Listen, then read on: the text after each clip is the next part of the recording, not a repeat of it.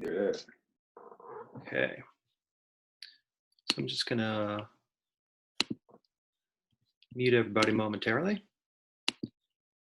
Okay. So for the third time, just getting the show on the road. Sorry, I'm just kind of admitting people in here. So this is class number 1 on mindfulness and emotional intelligence. Happy that everybody is here. My name is Michael Zattel. I am a teacher here at Insight LA. This is an important particular class for me. I feel that well, for many years, I have worked in various ends of addiction and recovery.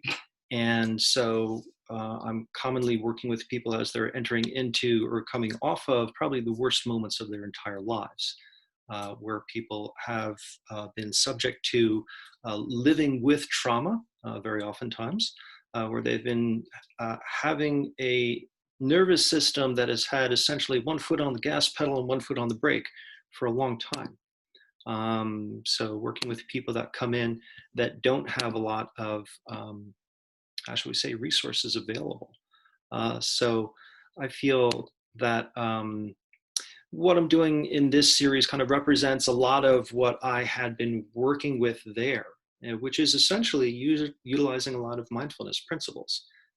And helping people be able to address, access a lot of their emotions.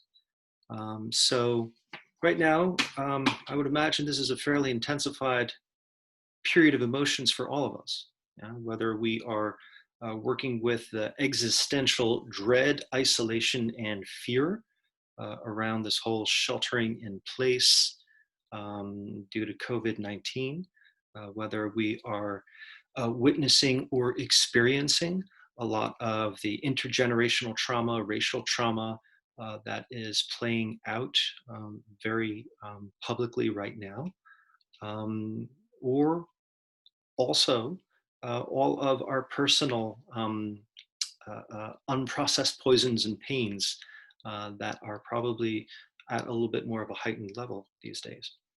So what I want to do is I want to offer a particular way of addressing, a particular way of working. So let's jump into things, yeah? Let's see, do a little screen share here. Oops. Okay.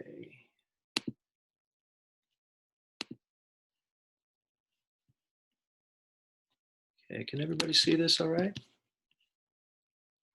All right, we got a thumbs up. Thank you kindly. Yes.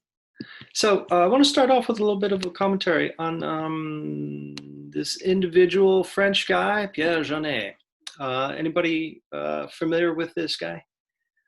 So one of the earlier minds, psychologists that began to work with trauma. Yeah. So it says here, pioneering French psychologist, physician, philosopher, and psychotherapist in the field of dissociation and traumatic memory. Yeah. So he's one of the earlier people who said, hey, has anybody ever noticed when somebody goes through a really, really horrible experience, something a little different about them? You know, they might be struggling in a particular way. You know? So what he came up with a particular 3-stage model of treatment, of working with people that is pretty much still stands the test of time today. So 1889, I guess this is roughly around kind of when this work came onto the scene. So this is essentially what he talks about. When an individual who has undergone significant trauma would come into treatment with him, he would work with the first phase, safety. How can we provide some sort of stabilization with this individual that has probably been, as I was saying before, you know, has a nervous system on heightened arousal? How can somebody who probably has been experiencing an absence of, safety, an absence of an ability to regulate themselves, how can they find some common regulation? So this is a particular stage or phase of working with that individual, working with that person. Now then, once the person has gotten sufficient grounding and allows themselves to have access to some of their resources of inducing calm and regulation, then maybe they have a little bit more resiliency or tolerance in order to explore, identify what's going on in there, and be able to allow some stuff to come up in order to process. You know? And then we have this integration phase. For a lot of us, we might have a lot of poisons and pains that we carry along with, and it would be nice to get rid of a lot of them. But sometimes we find in the process is that maybe that trauma or maybe that reactive patterning, unpleasant as it was, it kind of supported, it had added some structural integrity to the overall personality structure. So for some of us might have this experience that we might work through and deeply process some material, and then, but as a result, it feels like there's some gaps, some holes. Whereas maybe one moment I was driven to engage life in a particular way that probably I was earning or achieving, and then I've worked through that fear of my own loss, my fear of my own inadequacies. And then maybe I don't feel so driven anymore, and there's kind of this gap. My motivation is gone. What do we do? So there's ways in which some of this, all of us that have been living with a lot of unprocessed material, um, well, the fact that we're still around speaks highly to the fact of our own resiliency. We might have been able to play that up in some way that has helped us.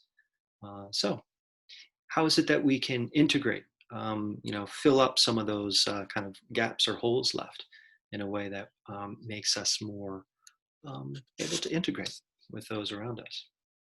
So when I first read this, and I was looking at it, I was like, this is kind of interesting. I'm finding some parallels because it sounds like mindfulness to me. Yeah. So comparing Janae's three-tier process to early Buddhist mindfulness practices. So here we have the safety, stabilization, calm, and regulation in the first phase.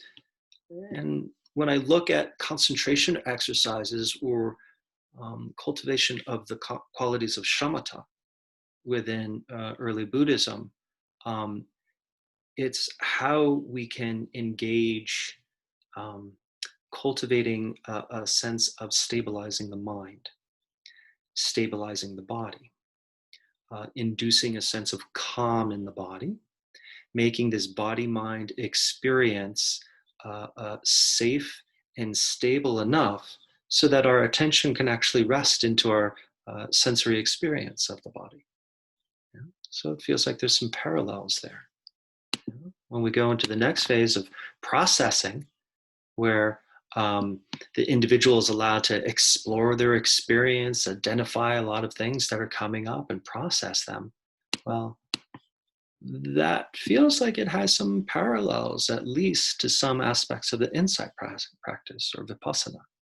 How is it? Well, in the vipassana practice, the insight practices, there's definitely an investigation that happens. We are investigating the sensory experience of our thoughts, emotions, sensations as they are arising in real time. We're increasing our capacity for discerning clearly what is our sensory experience. And we are working against this lifelong habit of tightening up and turning away from our experience, but rather opening up and turning towards and allowing what needs to arise to the point where it can become digested. In the Satipatthana Sutta, Buddha talks about our job is to observe the rise and fall of inside and out. How is it that we can allow this experience to come into being and pass away from being without any of our reactive patterning getting in the way, where we're reifying or further conditioning, further reinforcing a habitual reactive pattern based on a suffering response, but instead choosing this other response where we're allowing the material to come up and be fully felt through, to the point where it can be completed and relinquished. Yeah. So it feels like there's a little bit of simpatico there. There's a little bit of overlap in some of the ideals. And then the integration, rehabilitation of the personality. Oh, a lot of the heart practices, the metta practices. How is it that we can cultivate these altruistic states where we can allow ourselves to cultivate a deeper expression of kindness? I like to say oftentimes, I'm sure give any of us 30 seconds to 3 minutes, we can work ourselves into a lather of anger, fear, or sadness. But in that amount of time, can we really generate that degree of intensity of kindness, of self-directed compassion, of appreciative joy or acceptance and equanimity? So these are ways that we can cultivate these altruistic states on the meditation cushion. But really, ultimately, I mean, the goal of these practices is not for all of us to shave our heads and put on robes, but how is it that we can become complete, full people in the world? So that's something that I'm looking at here, and in no way, shape, or form am I attempting to suggest that um, we are all deeply traumatized individuals. In no way, shape, or form am I attempting to suggest that an individual needs to consider themselves a victim of trauma in order to benefit from what I'd like to do in this course. But I feel that there's something about the extreme cases. If we're able to work on that deep a level with that sensitive a nature of material, with that much care, consideration, then it should be more than adequate for the adverse life experiences that we are carrying around with us. So I just want to offer that up as a bit of what I'd like to do, and what I'd like to invite you to come with me on this journey. So the course that I'm doing, a little bit of a scope. I'd like to utilize the practices and the methodology of early Buddhist meditation to facilitate, stabilize, and investigate and promote some positive states. So we can either work with it kind of systematically through those phases, or we can work concurrently. These are all skill sets that, I stepping back out of that kind of psychobabble mode, but just really looking at the Dharma. The Dharma. This is what the Buddha would refer to, what he was attempting to talk about and teach. So when we look at the Dharma, for me, yes, we can look at writings, we can look at the suttas, we can look at the Vinaya, we can look at the Abhidhamma, we can look at words and commentaries. But they're all attempts to express the experience of nature. That if we listen to nature in a particular way, becomes rather available to us. If we listen to nature in a particular way, we can heed its call. So I like to say, well, a teacher of mine would say with some frequency, Buddhism is bigger than Buddhism. Yeah? So it's just an expression of nature. Just one particular individual came along and formed a whole theoretical orientation around it. And it evolved in various cultures throughout time. But again, at its core, it's an expression of nature. And being that we are all as well expressions of nature, it's somewhat of our birthright. So if we can allow ourselves to really kind of get into the Dharma, of this emotive experience, I invite you to open up and see for yourself. Um, and I'd like to just get into that spirit of, come, try it on, see for yourself. That's something that the Buddha would say with some frequency. There would be a lot of debating and a lot of what is right, what is wrong that would happen. But really, ultimately, um, it ain't worth much unless we try it ourselves. Don't go on belief. Don't go on, how should we say, trying to have it validated. Even from the beginning, looking at kind of the shortcomings of my own talk here, I was attempting to validate Um, this worked by looking at some early theoreticians of psychology.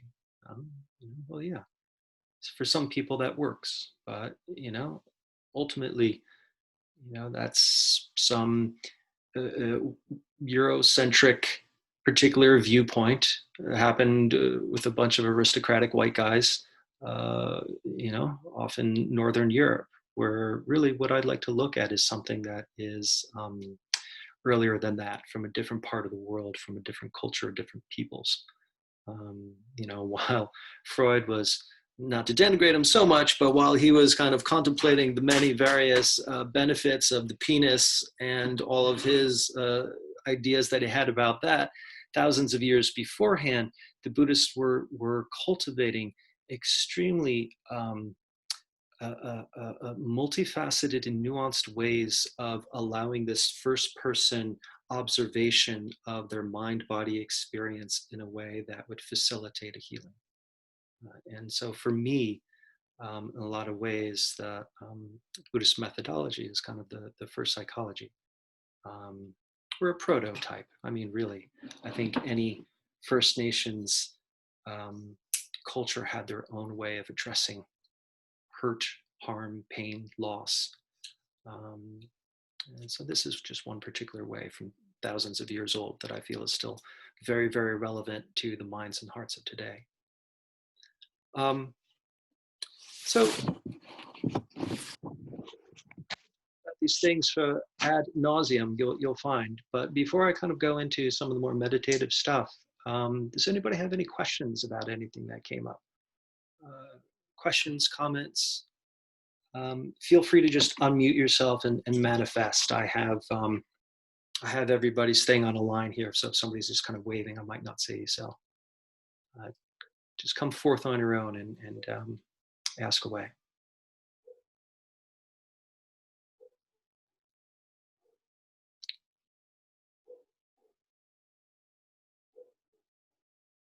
Okay, good.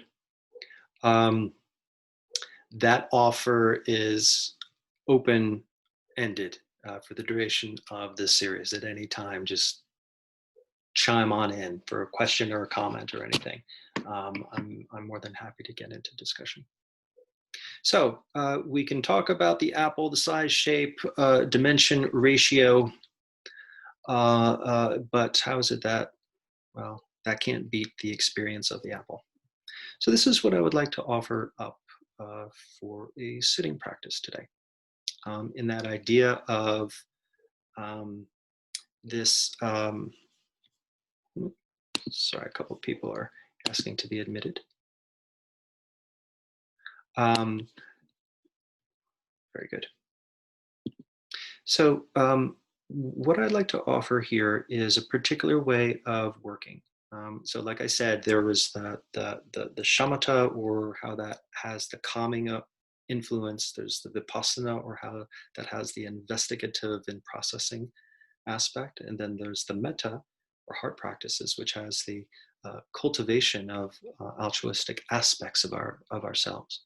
I would like to offer a meditation that has all three, just kind of stacked in those three phases, so that we can, in tandem, build those skill sets, those resources. Now, then that middle piece, that vipassana part, I'm working with, how shall we say, not a very classical approach, but a little bit more of a modern contemporary approach. If you read through the suttas, you read through particularly the Abhidhamma, it doesn't really talk about emotions in the way that we would talk about emotions.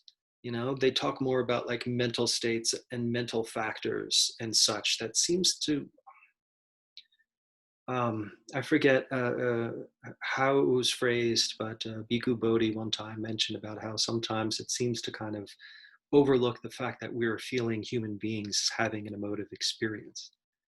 So this is what I like to do, is just kind of flip it a little bit, so that we are quite literally getting into our emotions. Okay. So I'll be going through a guided practice, but the meat of it, that inside part, we're going to be working very bodily. We're going to be looking at the somatic expression of emotions.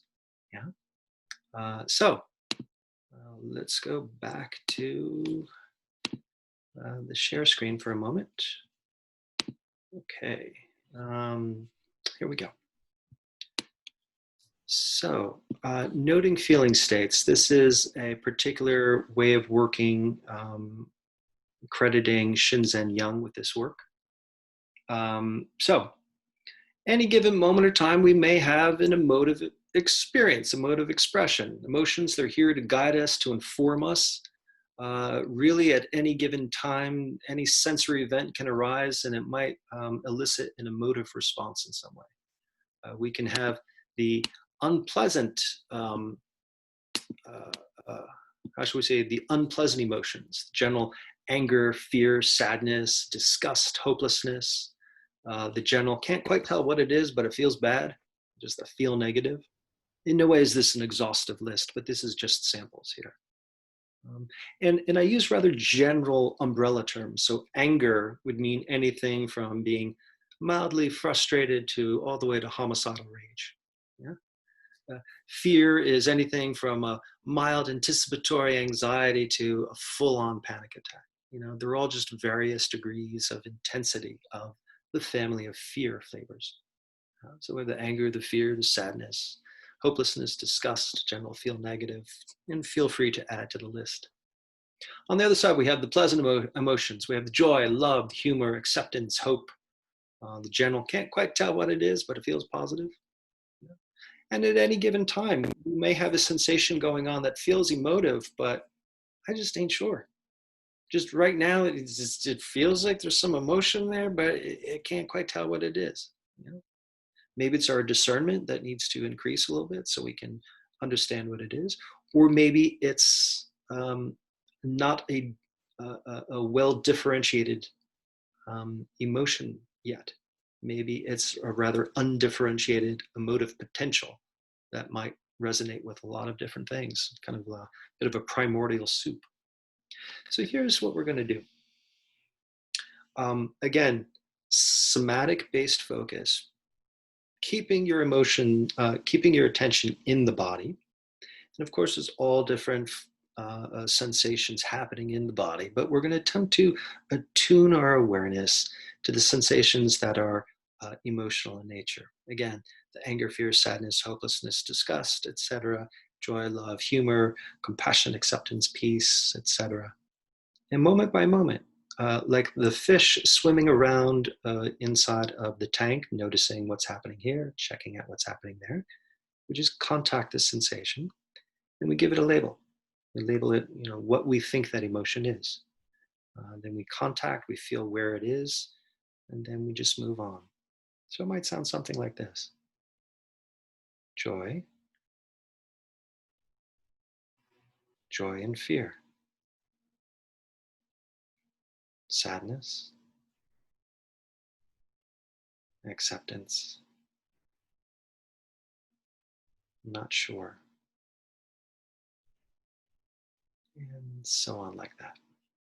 Yeah, that's the general idea there. Again, before we go into it, any questions on that technique, what I just shared there?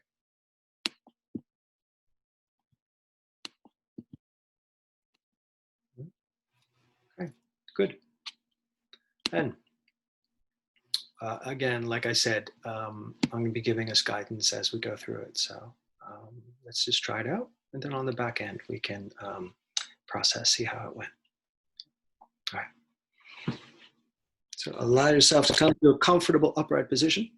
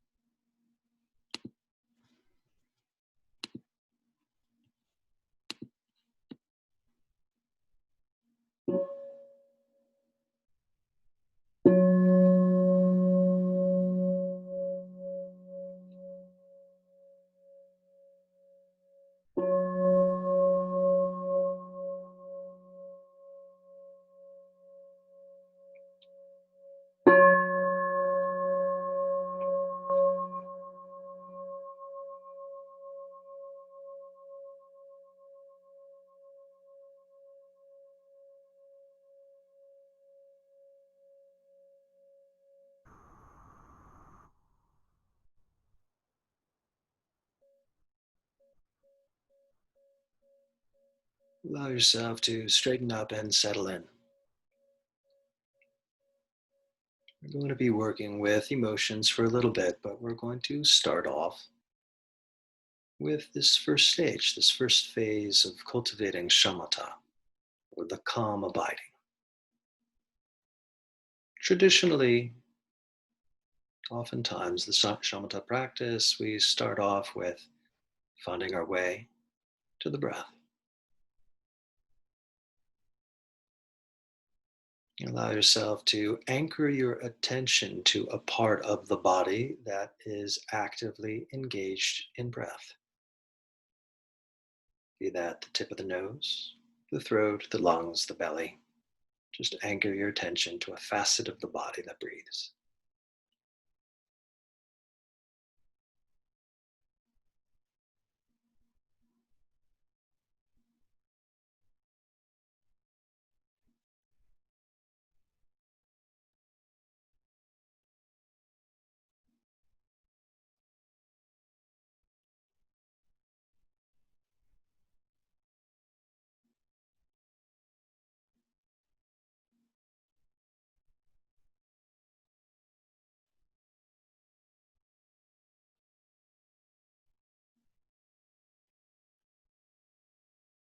Now then, we're not merely paying attention to the mechanical entering and exiting of air, but can you open up the scope of focus a bit to allow yourself to notice what are the pleasant qualities associated with breath? On that in breath, what are the pleasant qualities available there? Maybe a slightly pleasant hedonic tone, maybe a subtle sense of energy and invigoration. Whatever is present there on that in breath, just notice it. Give yourself permission to feel it.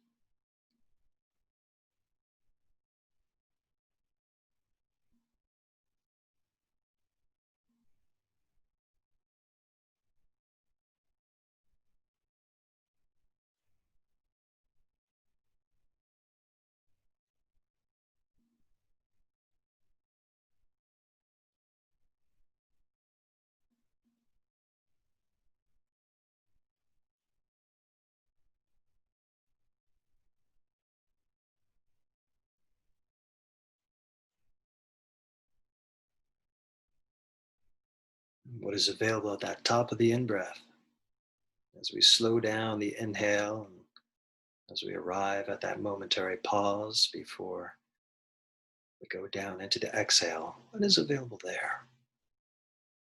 Particular quality of wakefulness, of high mindedness, pleasant sensation of being full, of our oxygen needs being met. Whatever is uniquely available at the top of the in breath, discern it, know it, give yourself permission to feel.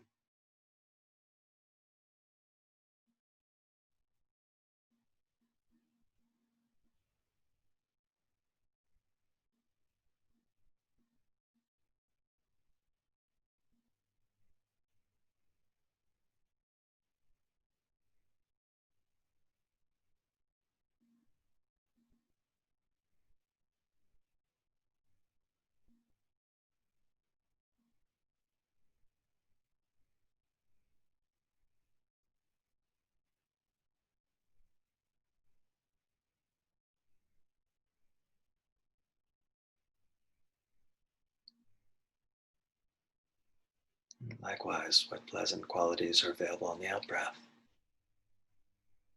Relaxation response, a relinquishing, letting go, and emptying out. Discern and permission to feel.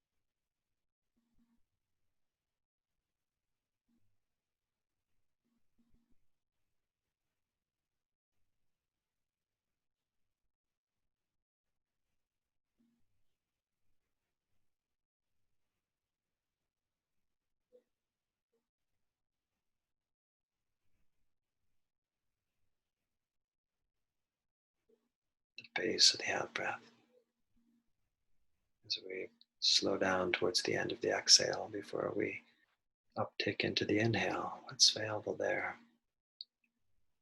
Emptying out a settledness, a contentment, whatever it is for you. Discern and permission to feel.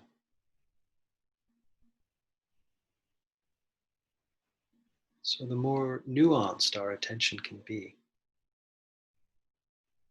as we traverse along this ever rotating cycle of breath, we can notice that at different points and stages, the breath holds or offers different experiences, different pleasant sensations, and essentially contribute to an overall gladdening of the mind and body, and the balancing out and settling the mind and body.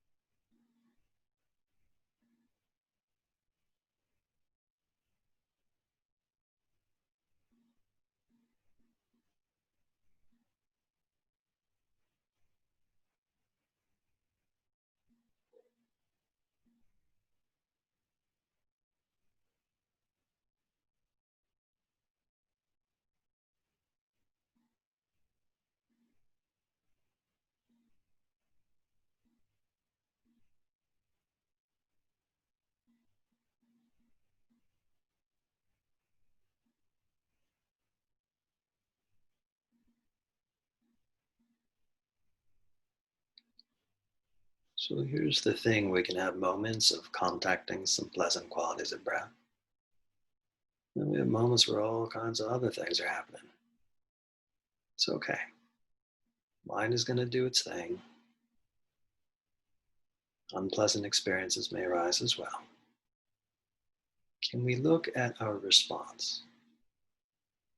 Regardless of what arises in our awareness, can we meet it with an openness, acceptance, and equanimity?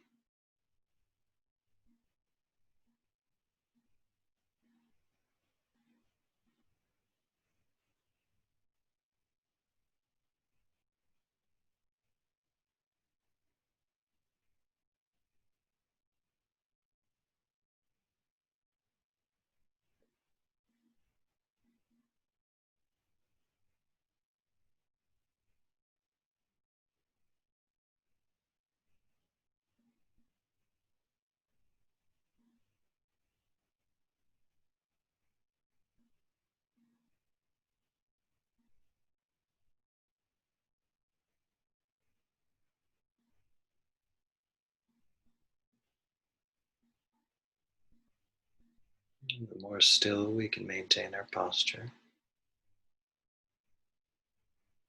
the more we potentially can access the subtlety of our experience, and the more we can promote stillness of our response to what is taking place.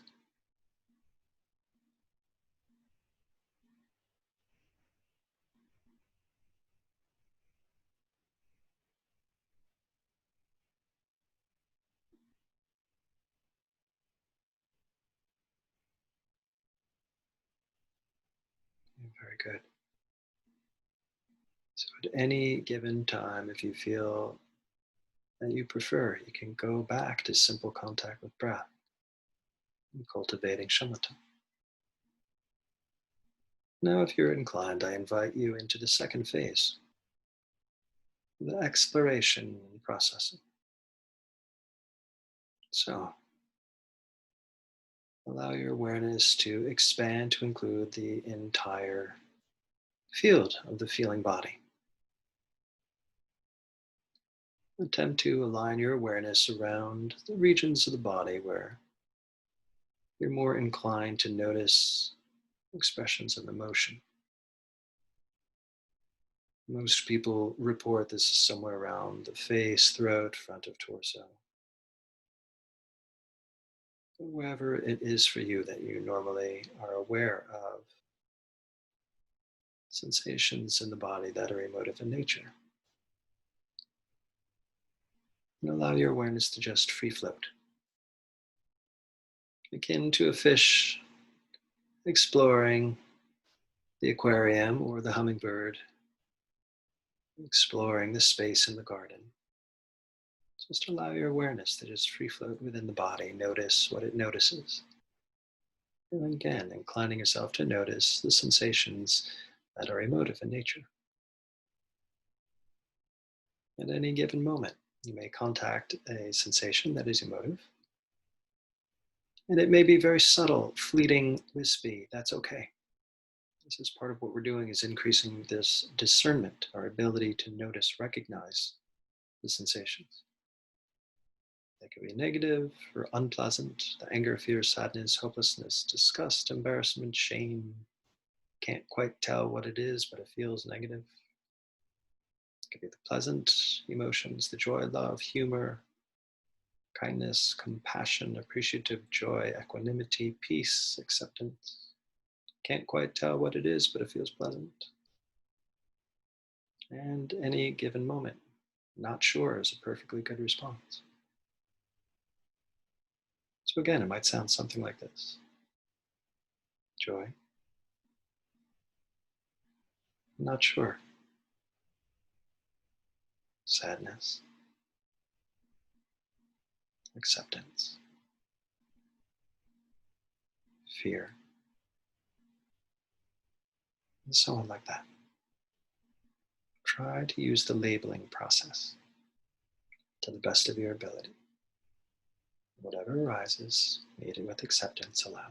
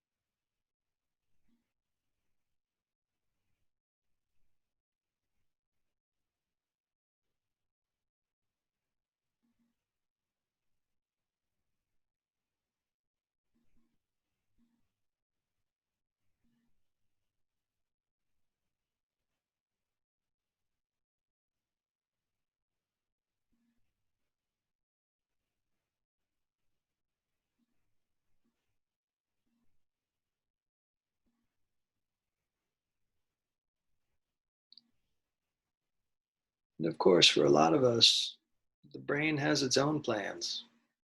The fantasy, the planning, the daydream might be settling in. It's fine.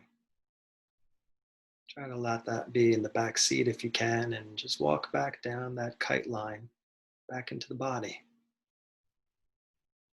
Those images and internal talk, are they generating some particular flavors of emotion, be they entertainment, anxiety, what have you?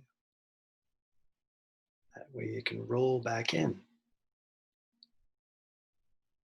Just at least have one foot in the emotive expression in the body. Notice it. It's coming into being and passing away from being.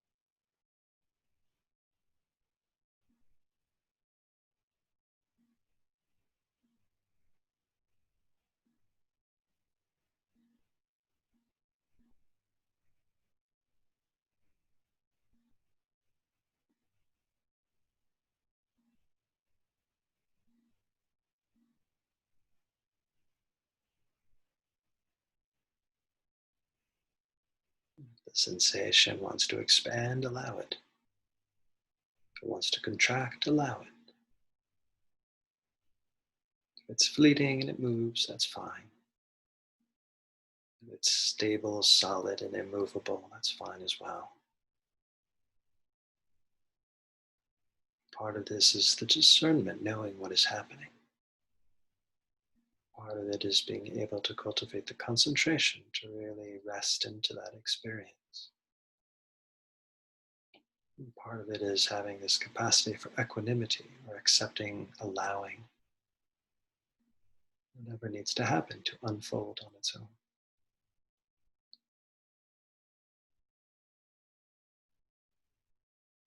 For some of us, we might be sitting here saying, there ain't no emotions at all. If that's 100% true for you, ask yourself, are you 100% at peace?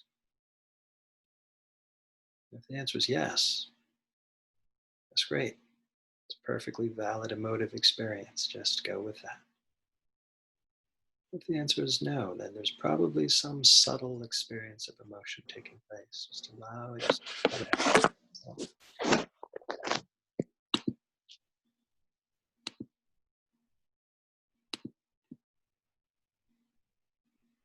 And on the opposite, for some of us, there may be the potential for overwhelm, in which case you can bow out of this exercise and go back to the first one, the shamatha. Simple contact with breath, noticing the pleasant, calming qualities of breath. Akin to playing a game of tag with your friends when you were young. You race around and run around. When it gets too much, just go hang out on base, catch your breath. When you feel that you're ready, you can join the game again.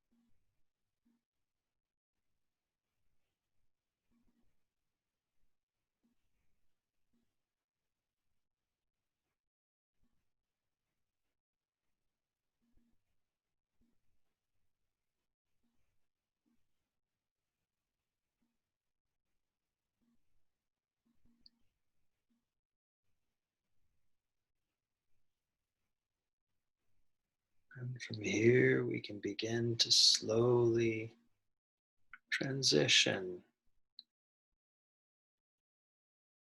towards the metta phase. So, regardless of what was happening for you, be it breath, be it pleasant or unpleasant, emotive expressions in the body, again, can we have this responsive equanimity, acceptance?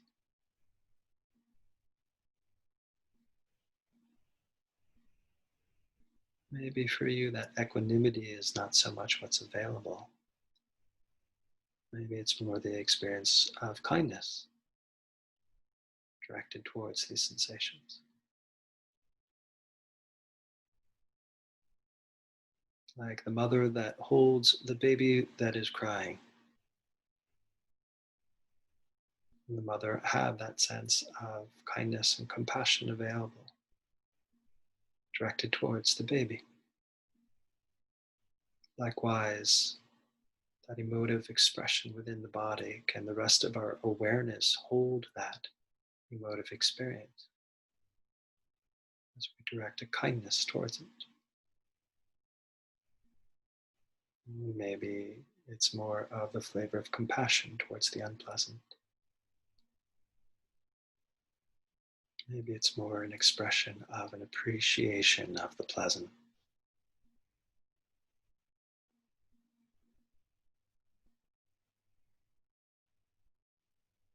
This capacity to accept, allow whatever arises, be it pleasant, unpleasant, or neutral. That's the quality of equanimity.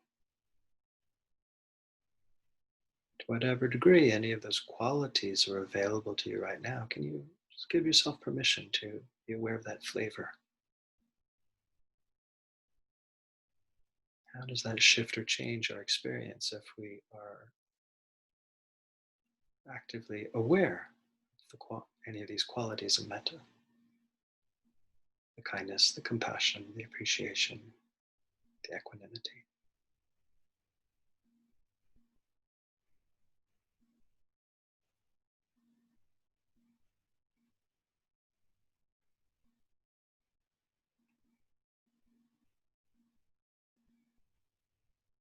So, in some moments, we're more in the position of the baby that is having the emotive experience. In some moments, now we're being called to step into this wider awareness, the position of the mother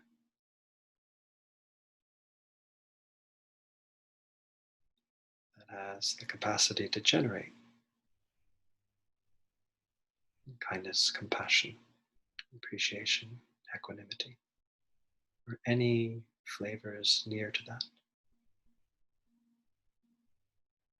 Can you allow any of those metta qualities to be felt to become your primary object of focus? Allowing the other emotions to be in the background.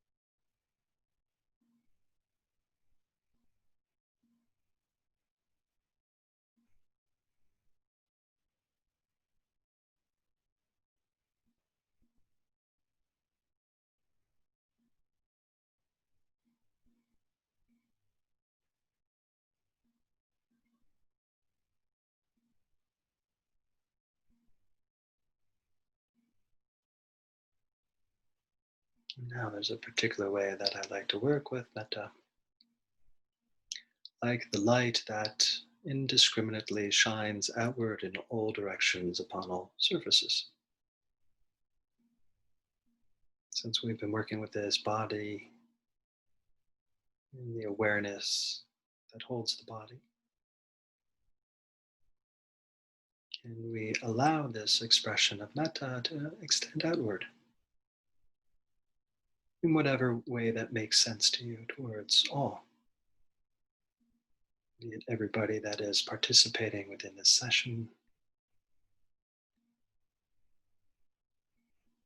all beings that have practiced and participated in cultivating the Dharma, and all beings that deserve to have a sense of ease in their discontent. Allow this expression of metta to move outward into spacious awareness in front of us, outward to the right of you, outward behind you, outward to the left of you, above and below.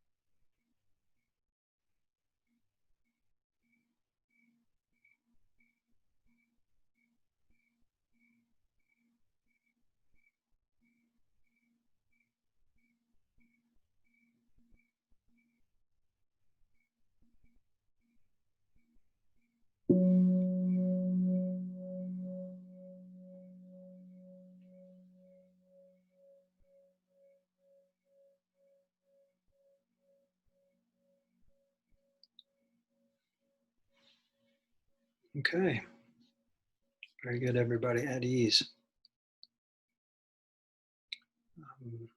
I like to consider the post bell as also a practice session. That is to say, rather than the bell rings and we just flip the switch back into our regular neurotic self that just rambles along on second arrow activation, or maybe that's just myself. Rather, can we just allow ourselves to continue to be open to receiving the benefits of what you've generated during the sit, while we're attempting to thread together real life, with eyes open, engaging in conversation and active listening.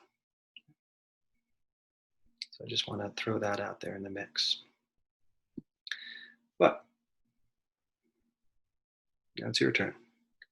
What did you notice? What did you observe? What was salient for you during the sit? And of course, any questions you have on the practice or anything covered so far this evening, feel free to unmute yourself and manifest.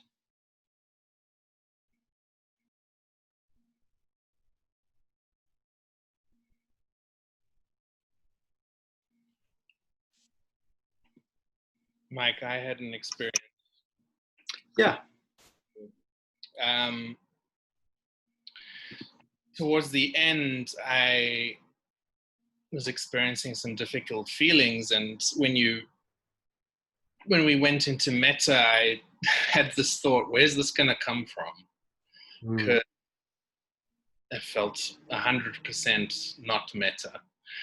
And an image came to mind, and I felt more feelings of empathy and compassion for myself slowly come up. And I just wanted to share that it was kind of, it was just a moment of, oh, this is not going to happen. Mm-hmm. Uh, it, it, it did. I mean, not very forcefully or strongly, but that little nugget of metta arose, and spontaneously. So I wanted to share that. Great, Matt. I appreciate the share. So I'm curious, what's the answer to your question? Where did it come from? I don't know. You're resting in the depths of hell where there can be no water or oxygen, and yet somehow something materialized. Where'd that come from, Matt? I don't know, because it felt 100% there is no space for this. And it almost felt like, I don't know if it transformed those feelings slightly into more compassionate feelings, or if it was a different wave coming from somewhere else. It was very difficult to say, but at least it did come. Mm-hmm. Now then, when you were first reporting it, you said that you're like, oh, where's this going to come from? And then you said a picture appeared or an image appeared, and then that shifted. I mean, was there specifically an image that happened that might have been kind of the first seed of that? Yeah, it was. I actually, sometimes to generate metta, I think of myself as a child. And that image came because it's perhaps easier to feel compassion for that historical Matt. And that's what sort of sparked it. I don't know why it's more difficult now, but that is a thing that I've used, and that sort of just came up spontaneously. So in a way, as you're really touching into the depths of your emotive experience, yet somehow one of your inner resources began to percolate up. And that was enough to then just kind of unfurl into something greater. Exactly. Okay, good. Excellent. Nice work, Matt. Thank you for that share. Cool. Okay. Anybody else? What did you notice? What did you observe? What took place for you this evening? Hey, Madeline. I had like an interesting experience because I think the last time I've done this type of meditation with you was like 5 years ago. And I remember at the time there was like a sort of egg-shaped cold stone like thing lodged right here. Okay. Of fear, like just like terror type fear. And so, and I do this a lot. The emotions are very, very strong. I feel them strongly in my body. But I did notice, like, maybe a year or so ago, I was like, wow, that thing is gone. Like, I still feel fear in different places, my feet. I feel nervousness in my butt. Like, there's still negative emotions for sure. But, like, that one little fear block mass was gone. And so I was just grateful again to do it tonight and notice, yeah, it's not there. So things do move and shift, and that's amazing, because when we were doing it, I was very convinced that would be there forever. Forever, yeah. So wow, cool. That is so awesome, Madeline. I appreciate you reconnecting me with that, because I do remember it. You had this very pernicious, solid, contracted, localized space of very activated energy that had a lot of it, like it was all stored there. So now then, am I correct in hearing that just one day you noticed it was gone? It wasn't like it kind of slowly began to kind of process. Just one day you're like, hey, where is that thing? Like you kind of forgot about it? I think the processing was happening, but yeah, there's one day where I just noticed, like, oh, it's just not there at all. Mm-hmm. It's not there at all. Like, yeah, I must have come back and done a similar meditation and then be like, huh, different. Yeah, so I thought that was cool. It works, people. Thank you. I've got a Confederate in the audience. But I'm curious, how long had you had that? That the rock thing that was there? Yeah. That started, probably after like a traumatic incident, and was there for like at least a year, Mm-hmm. I would say, Mm-hmm. of that particular thing. Yeah. And like I say, there's still fear. When I feel fear arise, I do feel like an anxiousness in my stomach. My feet get tingly, which is weird. So it's not that the fear is gone. Fear is always gone. It's just that particular terror thing is not there. Yeah. That's amazing, and I'm so happy for you that occurred. You know, just likewise, I had my own experience of this kind of like throat pit, kind of heart. It felt like about like 7 inches deep in. It was just a solid gnawing contractive space that I feel is like I would shove all my emotion there, and it would just be like I was just walking around with this heavy kryptonite for years and years. And similarly, I thought like, well, this is forever right here. And yeah, whenever there would be something unpleasant or something that might potentially have a little anxiety, this thing would just become like so pronounced and become this kind of like black hole of my attention.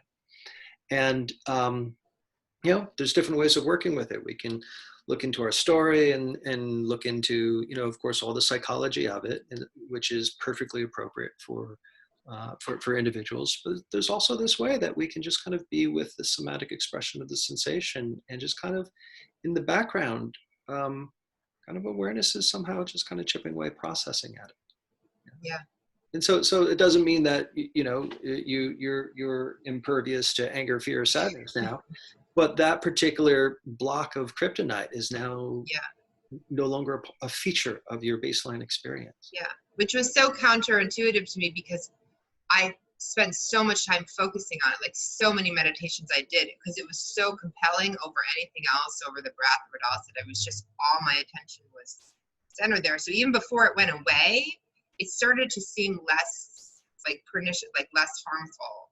My relationship to it did change even while it was still there, just from giving it so much attention. But it's a bit brutal sometimes, for sure. For sure. Well, But kudos to you for having the bravery to lean into it. And but by extension, if I could just wax off of that a bit, I mean, when we read the Dharma, when we read the suttas and the words of the Buddha, and he talks about liberation and such like this, there's such this way in which I think so many people think that it's some amazing ethereal experience. But, when we're talking about liberation, it's like this is something that we're shackled to, that was a particular expression of dukkha or suffering, that somehow within the practice, that shackling was decoupled. We were now, our sense of self and well-being what has been liberated from that experience. So that's what I would definitely refer to as a liberative event in that way. That's a working through, a processing of kind of a karmic knot somehow. So awesome. Cool. Thanks again, Madeline. Okay. Anybody else? What took place? What did you notice? What did you observe? And any questions about any aspect of the practice? Yes, sir. Hi, Mike. Hi. There was some emotive expression going on, but I'm at a loss for how to identify it. You just described an experience as throat, pit, chest, or something like that. I'm like, so how do you know what emotion it is, especially with subtle stuff? So I had there was some tension in my face. It felt like I was wearing a charcoal mask for my skin complexion. Like that's just a little tiny something that was going on, and everything else was really, really subtle. I'm having a real hard time identifying anything at a lower level. If it was intense, if it was anger or overwhelm, I could be like, it's overwhelm, it's anxiety, it's something like that. But when it's just a little bit pleasant or a little bit unpleasant, I just don't know. Okay. So if I'm hearing you correctly, you're saying it was kind of localized around the face? Below my eyes, here and here. here, here. And you said it Yeah. kind of felt like you were wearing kind of charcoal on there. Just yeah, like tight skin. Okay. You Tight know? skin, yet it was subtle. Yeah, barely noticeable, just like slightly. Okay, good. So, going back to the instruction when I was looking at listing all the different labels, not sure it was in there, right? Yeah. Perfectly valid label, perfectly valid. And again, well, not again, but my teacher, Shinzen Young, he would often remind us that wild ass guessing is perfectly appropriate. So, if you're not sure, maybe it's anxiety, maybe it's anger. Do you have an idea? I mean, well, first off, pleasant, unpleasant, or neutral? Kind of unpleasant, Kind of. but just slightly. Just Yeah. slightly. Okay. So that's a perfectly good label there, kind of unpleasant. Again, it's like, is it the fact that I need to work on my discernment qualities in order to kind of cultivate the palate to discern the different flavors? Or are you experiencing it perfectly well as it's presenting itself to you? That's all it's presenting itself to you as. Very subtle, kind of unpleasant. It feels like it's emotive in nature, but that's all the information it's willing to give. That's perfectly good for the work to be done.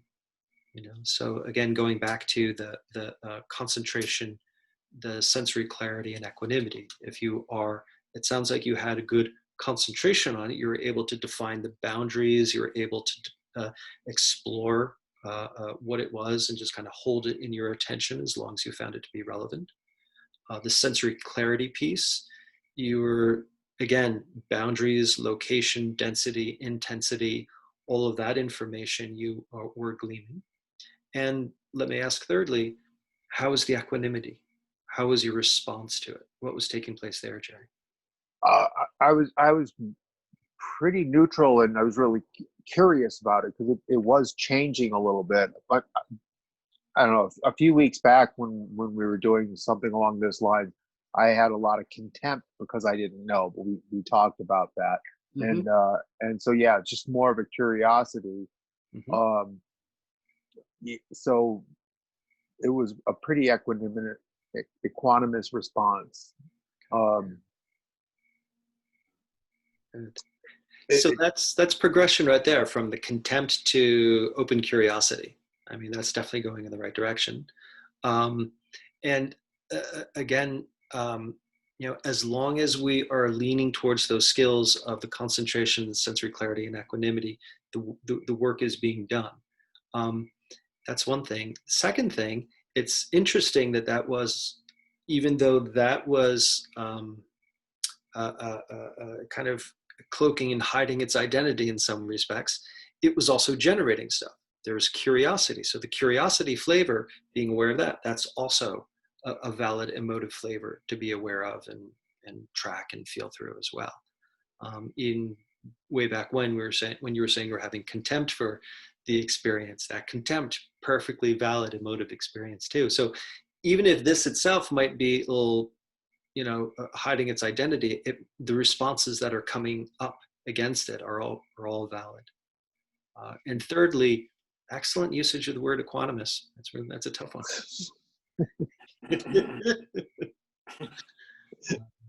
Cool. Just, you go in the right direction, Jerry. Excellent. Okay. Very good. Anybody else? I have a question. Yes.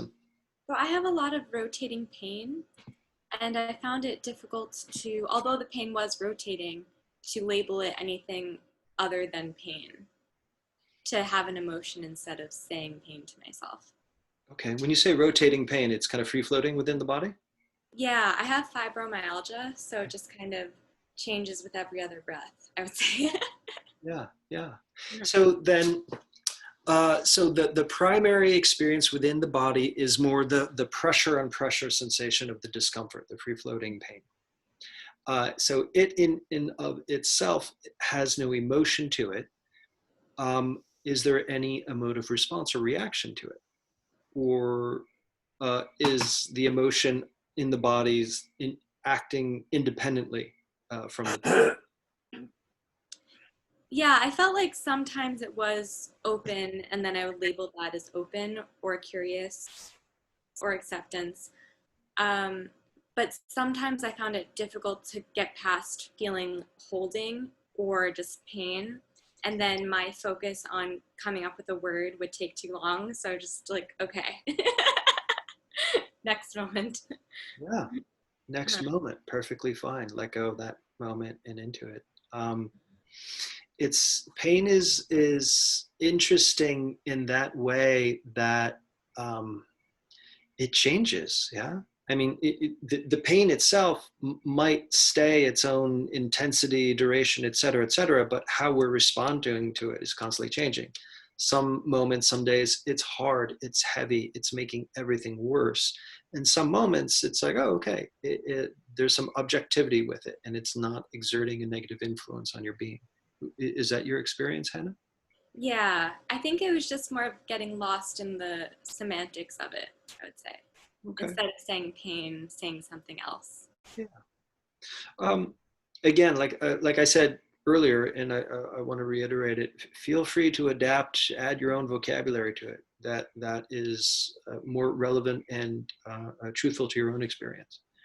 And again, part of the difficulty and challenge of doing a guided meditation is I've got the particular syllabus, and everybody else is having a totally different experience. That's totally unique to themselves, their neurobiology, and where they are at in that moment. So if the primary thing is pain, you want to roll that in, then roll that in. A free floating awareness of the pain, and as well, what's the emotive response to it? One of the benefits is working this way is we can get down to the subtle experience of the message of pain is a problem. You know, if there's some sort of aversion, I don't like that. You know, that aversion, that aversive quality, that creates a resistance that tends to amplify the sense of pain being a problem. Then there can be on the other side of the coin, the craving, like, I wish it was gone. I wish that it was a different experience. I wish there was some relief. There's some kind of way of craving for that experience that's not happening there. And that could also be an expression of resistance that amplifies the sense of the pain being a problem. So, you know, if you want, if the emotions are kind of not necessarily in the available, or they are being blocked out by the monolith on the horizon, that is the physical pain, you could look at that subtle quasi-emotive expression of aversion, craving, or right in the middle, the equanimity. You know, maybe you can just, once you hit on that equanimity, the openness, acceptance of the flow of that discomfort, and kind of ride with that, see how that might diminish the sense of pain as a problem. Or if it becomes problematic again, is it primarily because there's aversion to it or a craving for some other alternate experience than what it is? Does that seem relevant to your experience, Hannah? Yeah, thank you. That was helpful. Okay, very cool. All right. Well, we've got time for one last one. Anybody that wants to? I have a question about the last third. Yeah, Robert, the last third. The last third, because I was into the second, and Uh-huh. then you started talking about the last third, and I was already gone, so I kind of missed it. Where'd you go, Robert? I was really working on my feelings in that second part, Okay. and then I got a little lost. And so I heard about equanimity, and I was just trying to, when I think of metta, it wasn't what you did. And so it was a different version. So could you let me know what the piece was? I was trying to just see, was I equanimous in that moment? Where was I? And to try to stay with that. That's what I've kind of followed for that period, but I wasn't really sure what the instructions were. Good. Well, let me just ask you, just so I can see where you were too. As you were with your emotions, what was your response to them?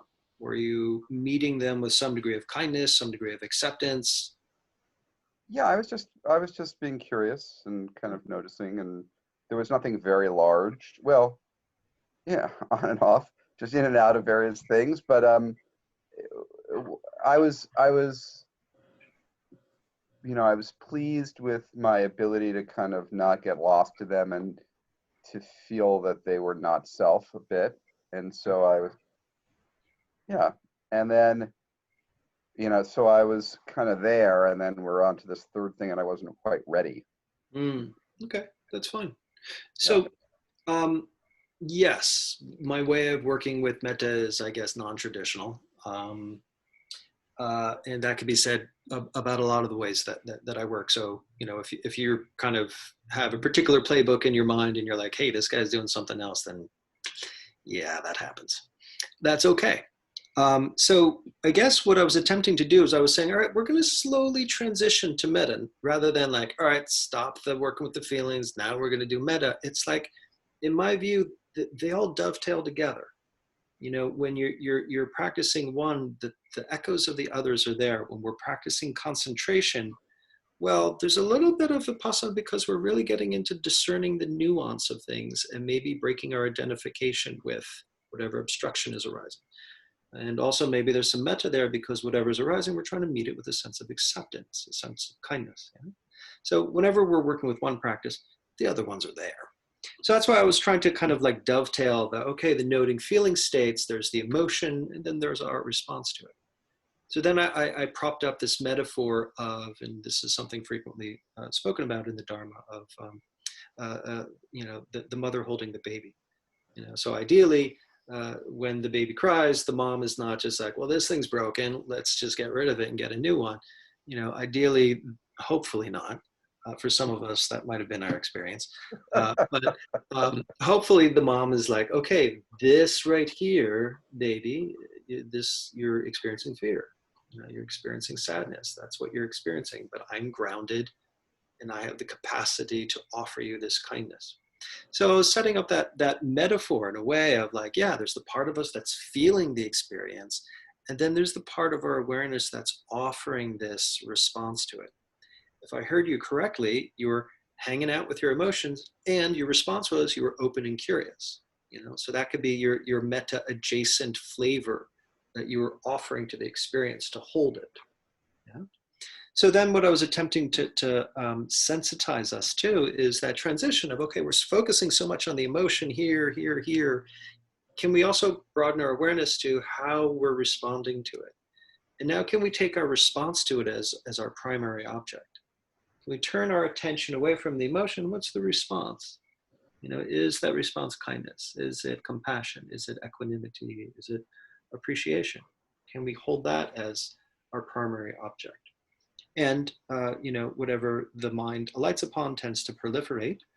So ideally then, you know, how is it that we can take that as a seed that can potentially open and blossom? And then I like to work with sometimes metta in this the radial expression of metta, where it just becomes something that we can offer outwards in all directions, in whatever way that makes sense to you. Yeah. So that's kind of what we did. Does that kind of, how does that sit with you? Yeah, it sits well. I'm still I'm trying to figure out if I'm the mother or the baby or I'm both. You're both. Yeah. And at the same time, you're nobody. Oh shit. Until Robert is born. Okay.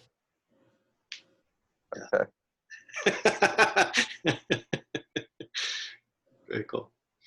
Okay, so my phone has died and I have it on full screen, so I don't know what time we're at, but I'm assuming that we're getting there. 8:54. All right, excellent. This is amazing pacing we're doing. Thank you. So let's see. Unfortunately, I guess earlier today, somehow I deleted all of my saved information of the various things. This is the time where I give the Dana talk. And I unfortunately deleted all of those links.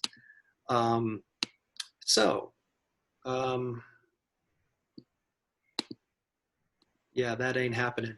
Okay, so this is the time where I say, maybe some of you signed on for the series, maybe some of you kind of paid for the class up front, but I just want to say outright to everybody explicitly, in the spirit of teachings of the Dharma, nobody is turned away from lack of funds.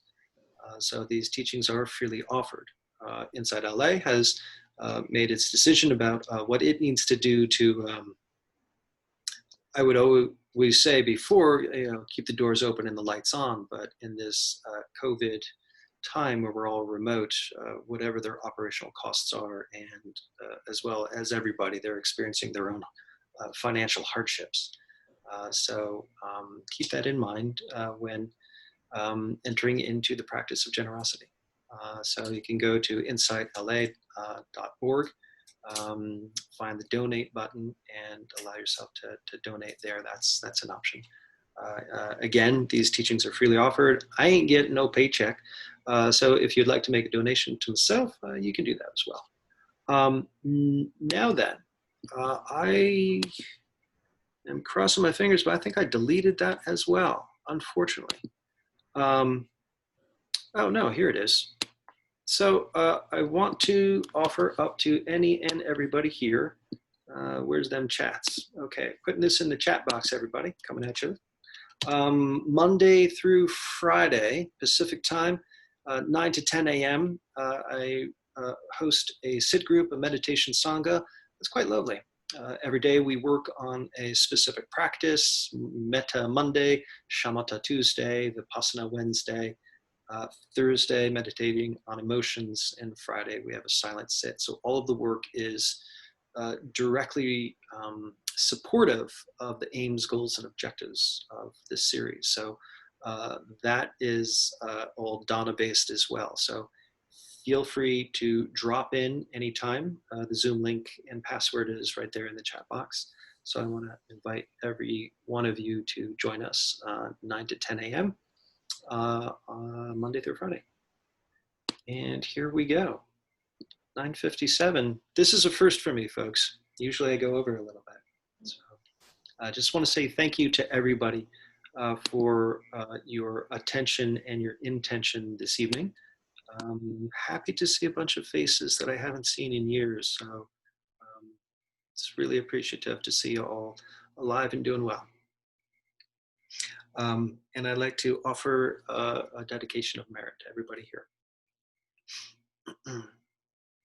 By the merits of these acts and other such virtues, may we attain a liberation for the benefit of all beings. We bow before those who have come before us on the path, and before those who will come after us on the path.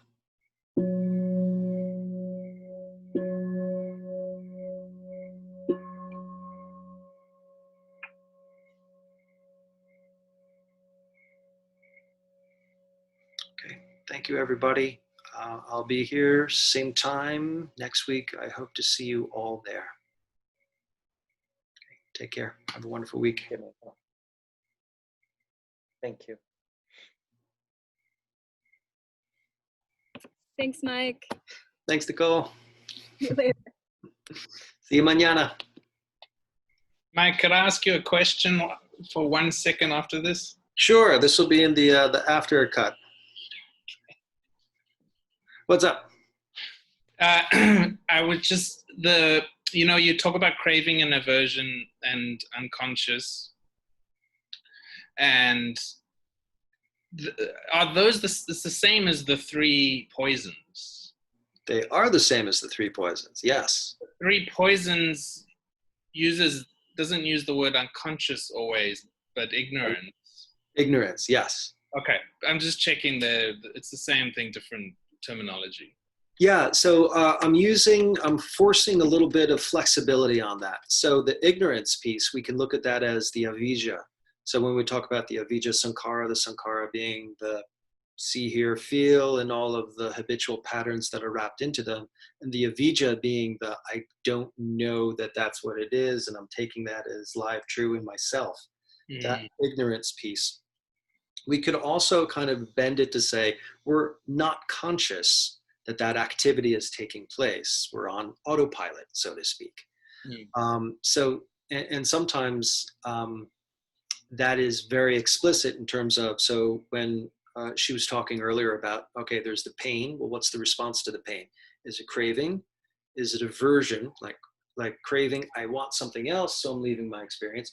Is it aversion? I'm so hating this experience, I'm not allowing myself to feel it. Then the third option, I like to say unconscious, because it's like, nope, don't like it, I'm checking out, and I'm going unconscious. I'm having, whether that's explicitly a dissociative event, or more subtly the way that we drift off into la la land, fantasy, planning, daydream. We crawl out of the body up the stairs and then get lost in our cognitive structures.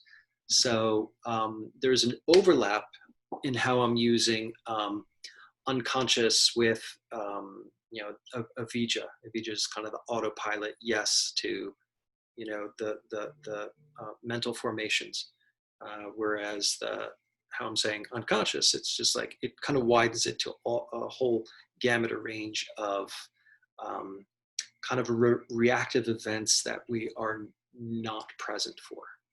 Okay.